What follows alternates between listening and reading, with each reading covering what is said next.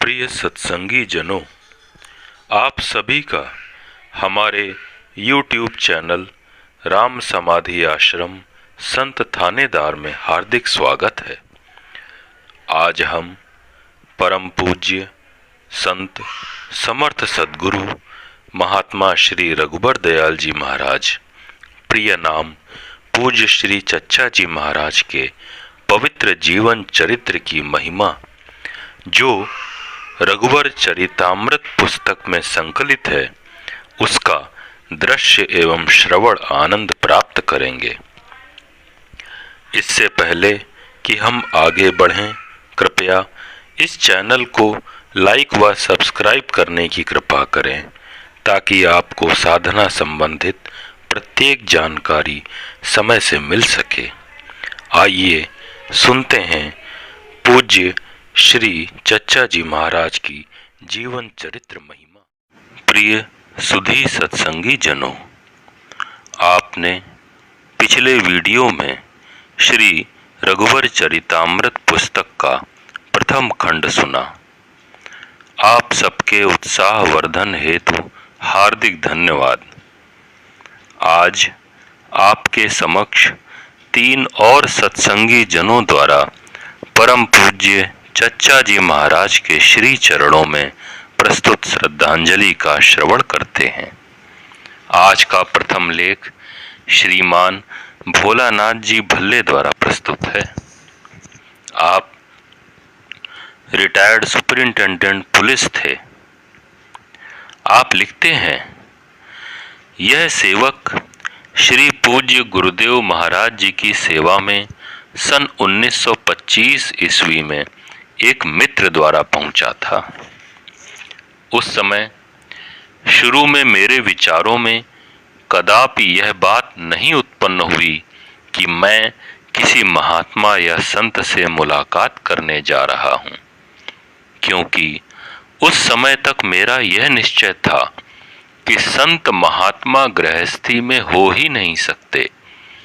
किंतु तत्पश्चात कुछ ऐसी घटनाएं घटीं जिनसे मेरा विश्वास बिल्कुल बदल गया और मुझे यकीन हो गया कि संत महात्मा और अवतार, जिनका प्रादुर्भाव संसार के प्राणियों की भलाई के लिए होता है, वे केवल गृहस्थी में ही पाए जाते हैं। कुछ थोड़ी सी घटनाएं जो उनके जीवन काल में मेरे साथ घटीं, उनका विवरण संक्षेप में नीचे दे रहा हूं। पहली घटना, सन 1925 ईस्वी में जब मैं सरकारी नौकरी के सिलसिले में ट्रेनिंग करने हेतु गया, उसी समय से मुझे श्री पूज्य गुरुदेव महाराज के यहाँ भी जाने का सुअवसर प्राप्त हुआ। उस समय मेरे जीवन का लक्ष्य और ध्येय केवल 2 थे। पहला, उचित अथवा अनुचित ढंग से खूब धन पैदा करना। दूसरा, खूब ऐश करना और मौज उड़ाना। इन दोनों बातों को मैंने महाराज जी से भी बिल्कुल स्पष्ट शब्दों में बतला दिया था, जिसे सुनकर वे कुछ बोले नहीं। किंतु जब मैं ट्रेनिंग करके आया और सरकारी नौकरी में स्थायी रूप से कार्य करने लगा, तब इन्हीं दोनों संकल्पों से मेरी तबीयत हट गई और मैंने महाराज जी से यह प्रार्थना की कि मैं अपना जीवन पूर्ण शांति से व्यतीत करना चाहता हूँ। उन्होंने दुआ की कि खुदा ऐसा ही करे, और साथ ही साथ मुझे समझाया कि जिसके प्रारब्ध में जितना धन मिलना है उसे अवश्य मिलेगा, चाहे वह उसे ईमानदारी से प्राप्त करे अथवा बेईमानी से। उनका यह अमूल्य मंत्र मेरी समझ में आ गया। इसी कारण मैं अपनी मुलाजमत में काफी सफल रहा। दूसरी घटना सन 1928 की घटना है। दोपहर का समय था। महाराज जी ने मुझसे पूछा कि तुम जवानी में आराम करना चाहते हो या बाद में। मैंने तुरंत प्रार्थना की कि महाराज, जवानी का समय तो किसी न किसी प्रकार कट जाएगा, किंतु बुढ़ापा बड़ा ही कष्टदायक होता है। उस समय का कष्ट सहन करना शक्ति से बाहर की बात होती है।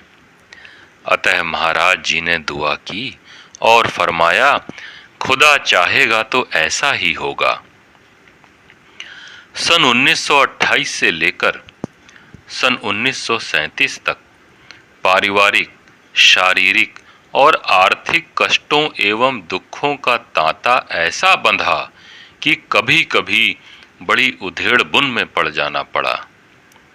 वेतन की कमी के कारण खाने पीने के लाले पड़ जाते थे। सन 1929 में बीमारी का भारी प्रकोप हुआ और तब नौकरी से इस्तीफा देने की नौबत आ गई। पर महाराज जी ने मेरे हृदय को शांति बनाए रखते हुए सारे कष्ट इतने सरल ढंग से भुगतवा दिए जो अवर्णनीय है। तीसरी घटना का मैं जिक्र करना चाहता हूँ। सन 1936 ईस्वी में आर्यनगर के मकान में दोपहर के समय महाराज जी ने पूछा कि घबराते तो नहीं हो। मैंने उत्तर दिया, जब आप मेरे साथ हैं तो ना मुझे कोई चिंता है और ना कभी रही है। उस समय मुझे याद है उन्होंने दुआ की और फरमाया कि मियाँ, जो तुम्हारे कांटे थे वे फूल हो जाएंगे।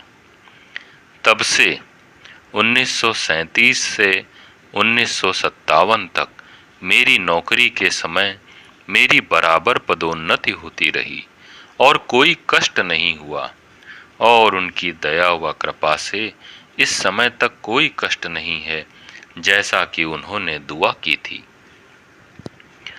सन 1936 ईस्वी में यह भी फरमाया था कि याद रखो, कोई संत, महात्मा या फकीर किसी की किस्मत नहीं पलट सकता, लेकिन उसके जीवन के संस्कारों को तरतीब दे सकता है ताकि उसका जीवन ठीक से व्यतीत हो जाए। यही मेरे साथ भी उन्होंने किया था। सन 1934 ईस्वी की बात है। मेरे सगे बहनोई अत्यंत बीमार थे। मैंने महाराज जी से प्रार्थना की कि आप उन्हें चलकर देख लें। वह कानपुर में ही जेरे इलाज थे। मेरे आग्रह पर आकर देखा और कुछ बोले नहीं। उसके बाद ही महाराज जी के साथ मैं और दूसरे सत्संगी भाई राजा साहब, खजूर गांव, जिला प्रतापगढ़, जिन्होंने अपनी प्रबल इच्छा कई बार महाराज जी के दर्शनार्थ प्रकट की थी, के यहाँ गए हुए थे। उनके यहाँ 3 दिन मुकाम करने के पश्चात हम लोग शाम को फतेहपुर वापस आ गए।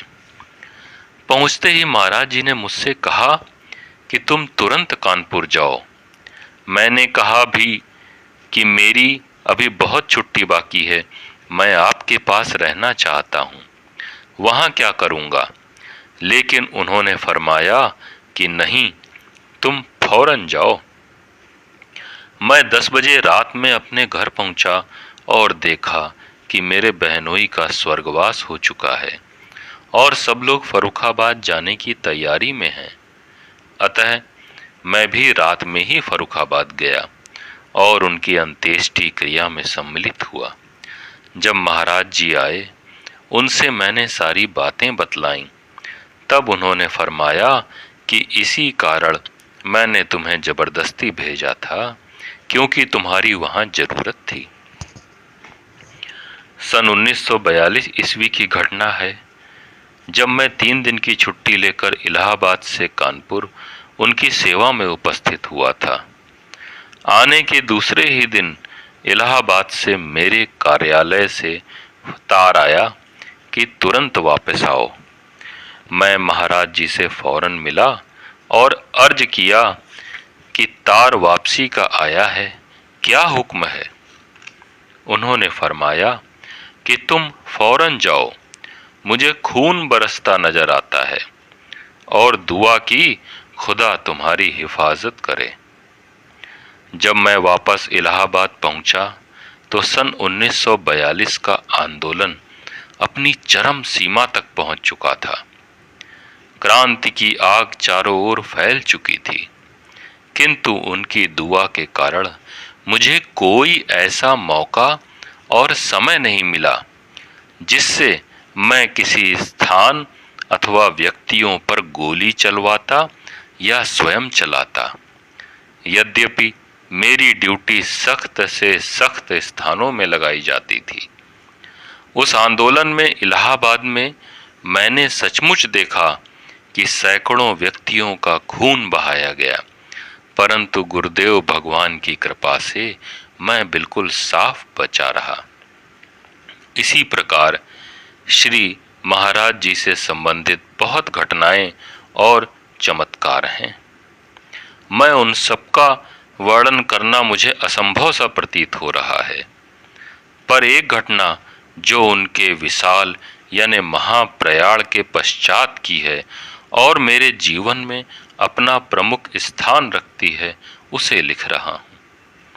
उनके विशाल के बाद से 1947 से 1957 तक जब मैं पेंशन पाकर यहाँ आ गया था, इस 10 वर्ष के अंदर मेरे मन में यह इच्छा और भाव जागृत हुआ कि देखें कि मेरे गुरुदेव के जैसा गुण, विचार और शिक्षा देने का ढंग अन्य किसी महात्माओं में है। इन 10 वर्षों के अंदर मैं जिन जिन जिलों में रहा, वहां मैंने महात्माओं से संपर्क स्थापित किया, पर वह बातें मैं किसी महात्मा में ना पा सका। सन 1952 में एक मद्रासी संत मेरे यहाँ गोंडा में जब मैं था, शाम को मेरे पास आए और ठहरने की इच्छा जाहिर की। वे पैदल पूरे भारत का भ्रमण कर रहे थे और एक रात से अधिक एक स्थान पर नहीं रुकते थे। जब रात में मेरी बातचीत उनसे प्रारंभ हुई, तब पहला सवाल उन्होंने मुझसे यह किया कि तुम फकीरों की परीक्षा लेते हो? मैंने उत्तर दिया कि मैं परीक्षा नहीं लेता और ना मैं इस योग्य हूँ कि मैं किसी की परीक्षा लूँ, किंतु मैं यह देखना चाहता हूँ कि जो बातें और गुण मेरे गुरुदेव में थीं, वे किसी संत में हैं। इस पर उसने तुरंत कहा कि वे बातें आप विरले ही किसी अन्य संतों में पाएंगे। ऐसे संत कठिनाई से ही मिलते हैं। इसके पश्चात 2 घंटे तक उनसे मेरी बातचीत होती रही। प्रातः वह चले गए। इस घटना के पश्चात मुझे और भी पक्का यकीन और विश्वास हो गया कि ऐसे संत महात्मा परमात्मा की बड़ी दया व कृपा से ही मिलते हैं।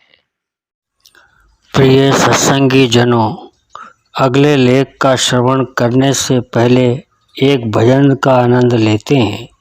इस भजन के रचयिता डॉक्टर प्रकाश चंद वर्मा जी हैं एवं स्वर रवि सक्सेना जी का है। तो पहले इसे सुनते हैं। मैं प्रभु को माला पहनाऊं, मैं प्रभु को माला पहनाऊं,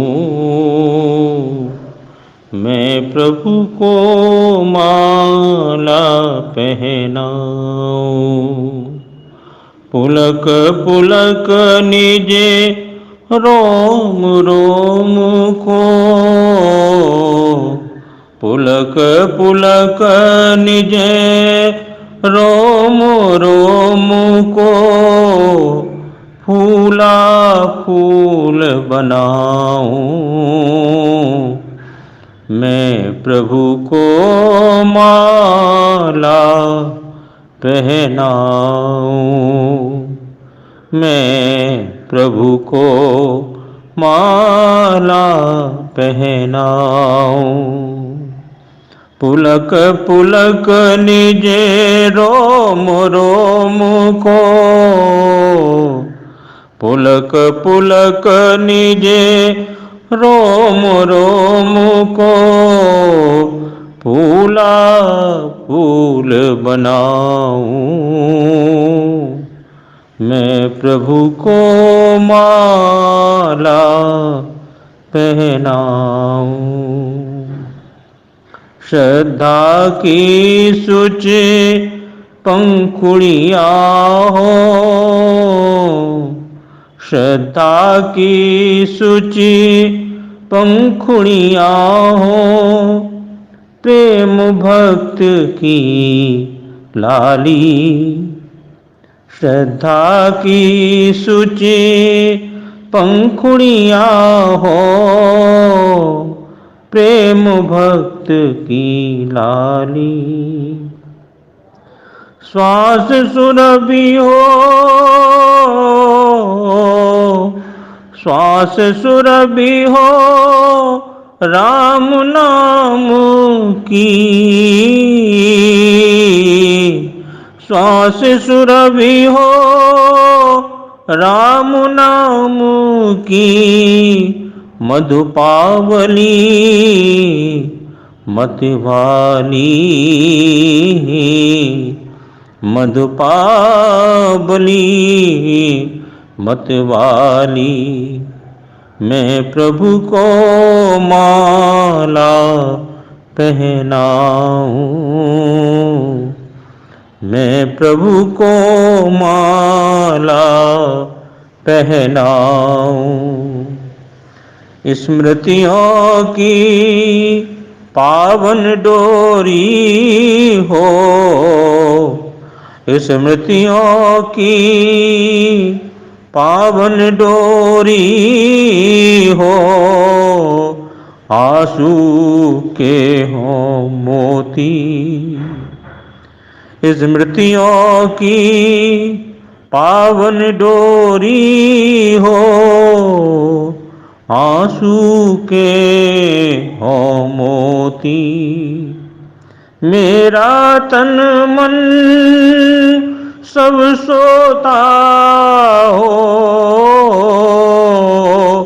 मेरा तन मन सब सोता हो, जगती भी हो सोती। मेरा तन मन सब सोता हो, जगती भी हो सोती। मैं प्रभु को माला पहनाऊं, मैं प्रभु को माला पहनाऊं। निर्जन में एकांत विपिन में, निर्जन में एकांत विपिन में, माला सुभग बनाऊं, माला सुभग बनाऊं। निर्जन में एकांत विपिन में, निर्जन में एकांत विपिन में, माला सुभग बनाऊं। मेरे प्रभु मेरे सन्मुख हो, मेरे प्रभु मेरे सन्मुख हो, मैं माला बन जाऊं, मैं माला बन जाऊं। मेरे प्रभु मेरे सन्मुख हो, मैं माला बन जाऊं। मैं प्रभु को माला पहनाऊं, मैं प्रभु को माला पहनाऊं, पुलक पुलक निज रोम रोम को, पुलक पुलक निज रोम रोम को फूला फूल बनाऊं, मैं प्रभु को माला पहनाऊं, मैं प्रभु को माला पहनाऊं। अगला लेख डॉक्टर प्रकाश चंद्र वर्मा जी द्वारा प्रस्तुत है। डॉक्टर प्रकाश चंद्र वर्मा जी परम संत महात्मा डॉक्टर राम नारायण जी साहब के सुपुत्र हैं तथा इस पुस्तक श्री रघुवर चरितामृत के संपादक व प्रकाशक भी हैं। आइए उनके विचारों से रूबरू होते हैं। अखंड मंडलाकारम व्याप्तम येन चराचरम तत्पदम दर्शितम येन तस्मै श्री गुरुवे नमः। संत देश के शिरोमणि होते हैं। जिस देश में संत नहीं होते वह देश अधः पतन की ओर उन्मुख होता है। आसुरी और दैवीय प्रवृत्तियों की विषमता दूर करने के लिए ही संतों का पदार्पण होता है। हर एक युग में संतों ने अपने आदर्शमय जीवन से भटके हुए तथा त्रसित प्राणियों की रक्षा की है। फिर भारतवर्ष तो इन संत अवतारों के लिए विख्यात ही है। महात्माओं की जीवनी में यह बातें कि वह कब, कहाँ और किस परिवार में उत्पन्न हुए, उनके माता पिता तथा स्वजन कौन थे, इतना महत्व नहीं रखती जितनी कि उनके जीवन की वे घटनाएं रखती हैं जो साधारण जीवन स्तर से ऊंची होती हैं, जो उन्हें महात्मा की उपाधि दिलाती हैं।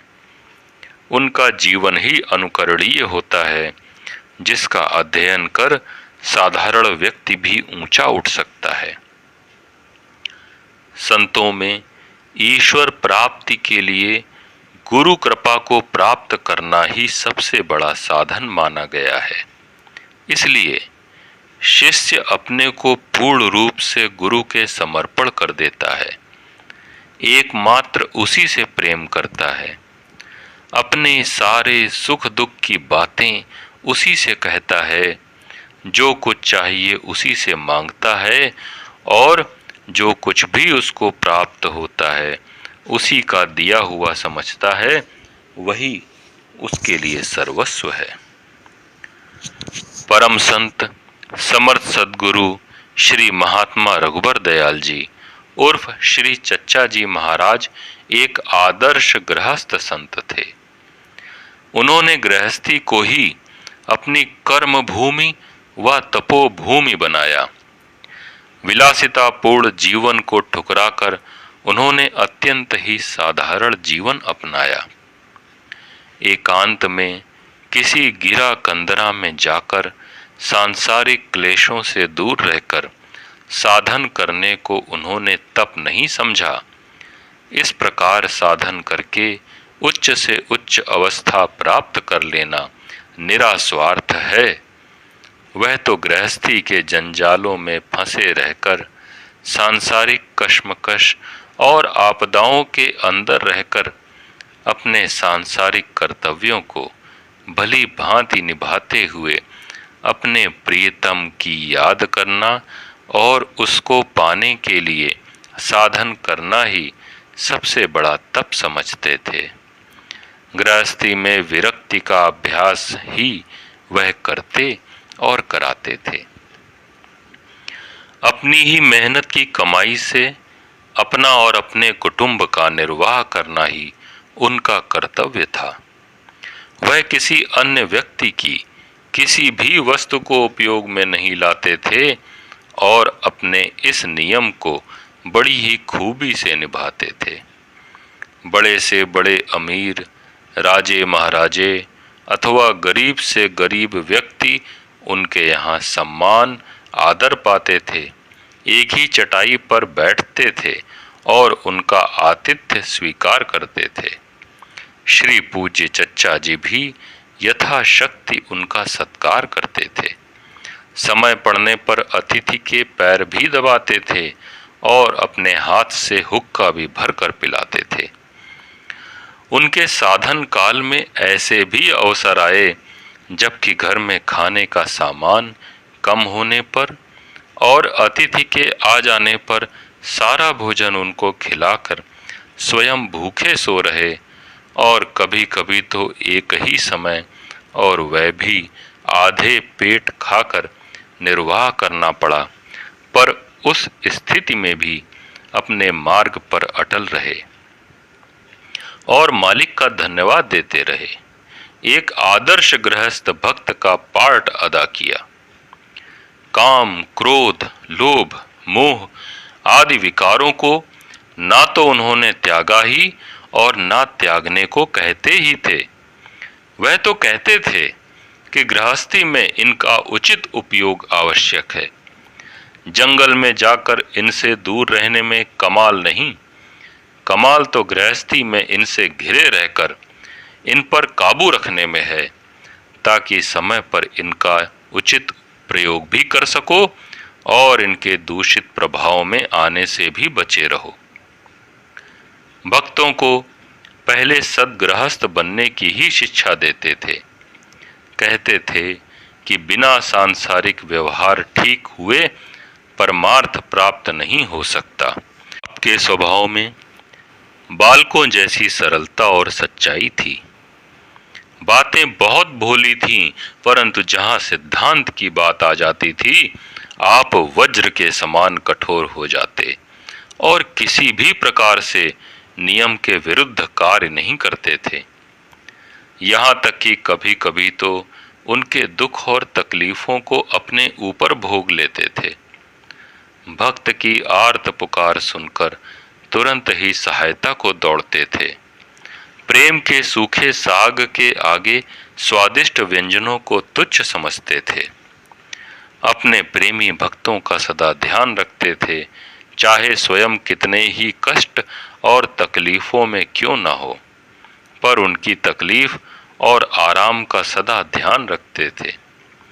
प्रत्येक व्यक्ति यही समझता था कि उसका सबसे अधिक ख्याल रखते हैं और उसी को सबसे अधिक चाहते हैं। इतने पर भी संसार में लिप्त नहीं थे, सदा मालिक के प्रेम में मस्त और सरशार रहते थे। बेखबर होकर भी बाखबर रहते थे, हर एक की एक एक पल की खबर और जानकारी रखते थे। हर बात समझते हुए भी नासमझ रहते और हर बात दूसरे से पूछ कर ही करते थे। नूतन बालवत स्वभाव था। श्री पूज्य चच्चा जी का शिक्षा देने का ढंग भी निराला ही था। वह साधक को केवल साधन बताकर ही नहीं छोड़ देते थे, वरन परछाई की तरह निरंतर उसके साथ रहकर और उसका हाथ पकड़कर मार्ग की अनेक रुकावटों, खंदकों व खाइयों से बचाते हुए अंतिम पद तक ले जाते थे। उनकी शरण में आकर शिष्य बेधड़क अपने मार्ग पर अग्रसर रहता था।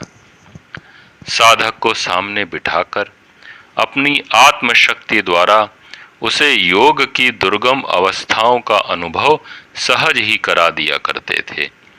कोसों दूर रहने पर भी साधक उनकी तवज्जो का वैसे ही अनुभव करता था जैसे कि सामने होने पर।